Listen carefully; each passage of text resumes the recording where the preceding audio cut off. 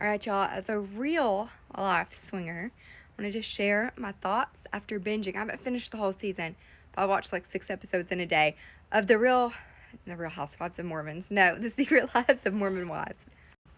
First of all, watching the show as someone who grew up Pentecostal, which is a denomination or really like a sect of Christianity, and had very similar values to Mormons, very similar rules, all I could think about was, and it kind of makes me want to cry because I feel bad, is the religious trauma that these girls have, like, pretty bad. You can see it in every episode. They are all just like completely traumatized by their religion, and it makes me feel really, really sad for them. And I feel like they probably need like serious therapy, and thank God Taylor is getting it. Now, to the whole swinging thing, none of them are swingers. None of them even do that anymore. So it's kind of frustrating to have something that is a huge part of my life as an ethical non-monogamous advocate to be something that is like used for really clout and like headline grabbing. It also sucks because they call Taylor on the show white trash for swinging.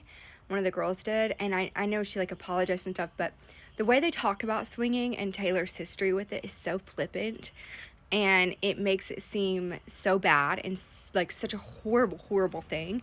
And I think that maybe some of them forget that there are people who really enjoy that lifestyle and are part of it, and they don't really have any idea about it. Like, they don't, what they were doing was soft swinging. It was, but they weren't really part of like the lifestyle community where we talk about education, where we talk about boundaries, where we talk about having a successful marriage and like being a good partner.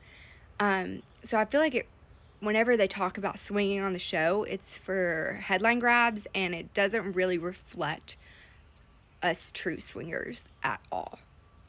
I know y'all are going to come for me for this. Yes, Whitney has some mean girl vibes, 100%. But I also can watch this show and I can see that girl is traumatized by her religion, traumatized by her husband. Oh, for sure. Like, the shit that he's done to her, you can just tell. And she is emotionally shut off. And I think that it's not just toward Taylor. It's not just toward the girls. I think that people don't see that she's gone through some shit. And I can just tell. As someone who's been through a lot of shit, I can tell that girl, she's emotionally shut down to like protect herself. And also, a lot of the other girls have mean girl vibes too. Like, I don't trust very many of them, I'm not gonna lie. Taylor, I've been a fan of her on social media for the longest time.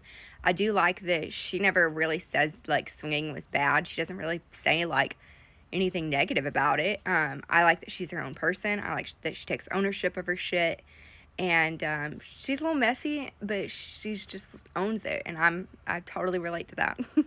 It seems like every single one of these girls has relationship problems and like marriage problems, and I would guarantee that you could circle back to their religion for that. I also think that some of the husbands, and I won't name which ones, might be closeted.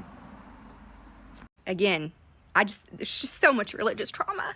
So yeah, not like a ton of thoughts on it, honestly. They're not swingers. None of them are anymore anyway.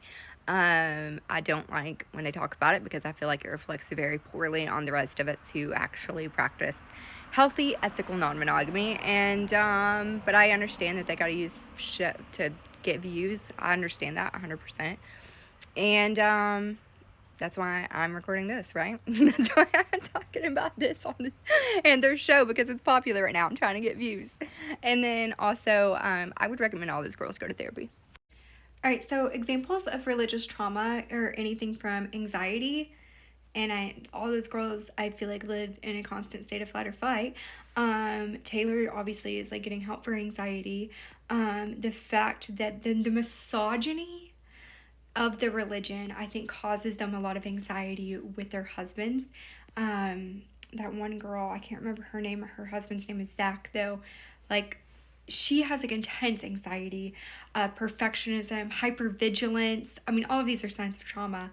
I'm trying to think of like what else. Just, like, she just has a lot of fear, a lot of guilt, sense of isolation, for sure. That girl really has a lot of trauma, and it's due to the misogyny of the religion and her husband wanting her to be like a good Mormon wife. Guilt and shame is a huge symptom of religious trauma. I think that those girls do things that they like to do and they don't necessarily think anything is wrong with, but subconsciously, like in the back of their minds, because they were raised with those Mormon standards and, beliefs, they feel that guilt and shame over things that they do. Maybe that's really quite normal to most of us. Some other things I noticed were their inability to regulate their emotions, their inability to get in touch with their emotions at all. Another sign of religious trauma is the difficulty to experience pleasure because of shame of sex, or even the misogyny of your husband not even caring if you experience that pleasure. And there was that one girl who had been married and had 2 kids and had never even had an O.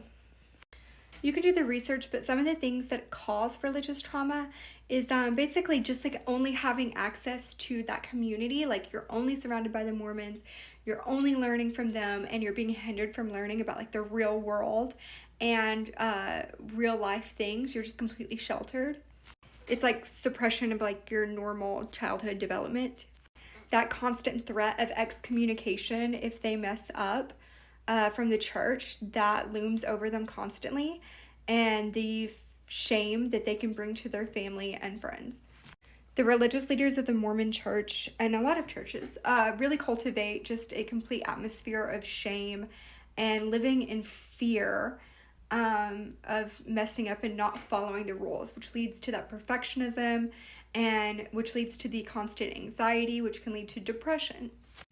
Also, I think a major source of trauma is the norm for them to get married at such a young age before their frontal lobe is even completely fully developed, and how the women are not given space to really figure out who they are and are just meant to serve their husband. I think that obviously causes a lot of trauma, especially in this day and age, especially when there's the girls that are on Mom Talk that are becoming more independent and making their own money. Then of course, that's going to challenge their religious views and their roles at home, and that's going to cause a lot of friction. So all of this is trauma that is basically induced by the Mormon religion.